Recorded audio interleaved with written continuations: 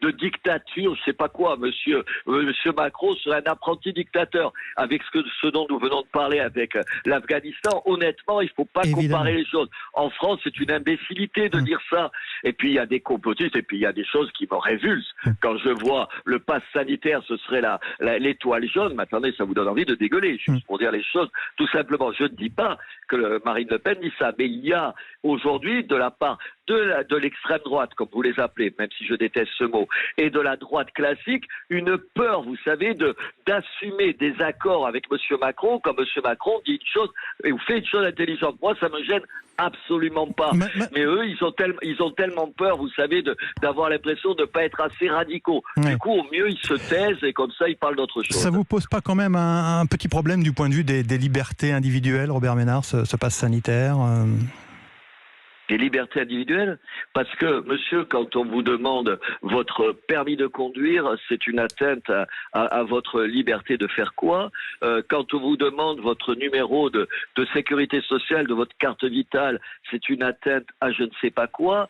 Quand on demande à mes enfants, à ma femme et à moi, de prouver que nos enfants sont vaccinés pour aller à l'école, c'est attentatoire à nos libertés. Écoutez, c'est peut-être parce qu'encore une fois, j'ai passé 25 ans de ma vie à défendre, en l'occurrence des gens comme vous, des journalistes dans le monde entier. Je ne confonds pas ce qui est une véritable atteinte à la liberté. Tant que c'est ça, les atteintes à la liberté, honnêtement, ça me pose, je vous le dis, je serais peut-être un peu caricatural, aucun problème. Aucun problème. Il y a quand même, je sais ce que c'est une atteinte à la liberté. Il y a quand même un petit bémol, je crois, dans votre raisonnement, c'est-à-dire que sur les terrasses, vous considérez que ça n'a pas de sens et je crois avoir lu que vos policiers municipaux ne procèdent pas au contrôle sur les terrasses des bars et des restaurants à Béziers. Non, ce qui est exactement ce qui s'est passé. Je vous l'ai dit, on était à la veille de la feria. Ouais.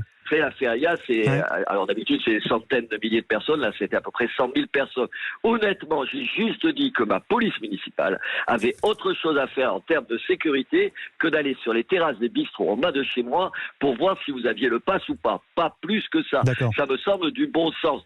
Là encore, attendez, il y a des priorités. Quand vous recevez 100 000 personnes en 4 jours, vous espérez que ça se fasse le plus calmement possible.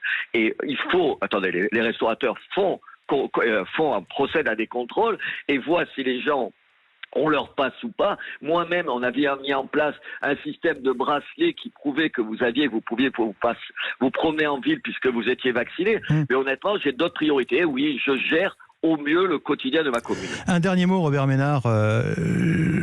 J'imagine que vous avez lu cette étude de la Fondation Jean Jaurès qui a été publiée la semaine dernière dans le Figaro et dont on a parlé sur Europe 1 et qui démontrait que c'est dans les régions du Sud-Est et notamment le Languedoc que les réticences au vaccin étaient les plus fortes. Est-ce que c'est un constat que vous constatez, que vous regrettez ?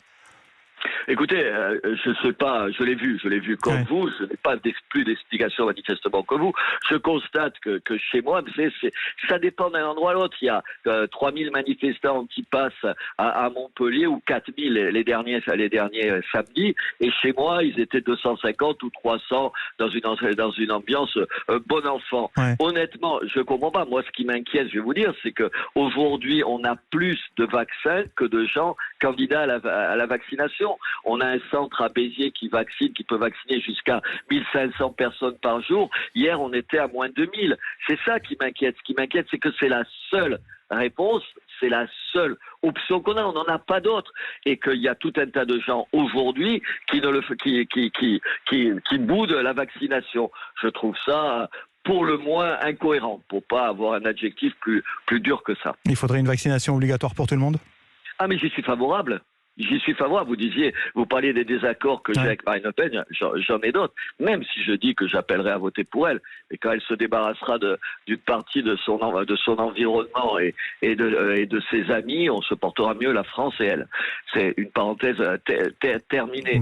Oui, bien sûr que je suis pour la vaccination obligatoire. Moi, je ne vois pas d'autre solution. Mais écoutez, honnêtement, sans langue de bois, sans finasser, qu'est-ce que c'est d'autre que le pass sanitaire? Le pass sanitaire, c'est un moyen de rendre la vie tellement impossible aux gens qui l'ont pas, qui vont bien finir par se faire vacciner. Ouais. C'est ça qu'il y a derrière. Alors, on peut l'habiller d'autres considérations. Moi, chez moi, je le vois bien. Je leur dis aux gens, Mais si vous voulez rentrer dans les spectacles sans être emmerdé, vous voulez que ça se passe bien, vous voulez profiter de l'été, des sorties, de toutes les manifestations, faites-vous vacciner, c'est le seul moyen. Et ils l'ont compris, et donc il faut se faire vacciner. Et il y a toute une partie de la jeunesse qui ne le fait pas, il faut les convaincre de ça. Merci Robert Ménard, merci d'avoir accepté l'invitation d'Europe 1. Bonne journée à Béziers. Merci à vous.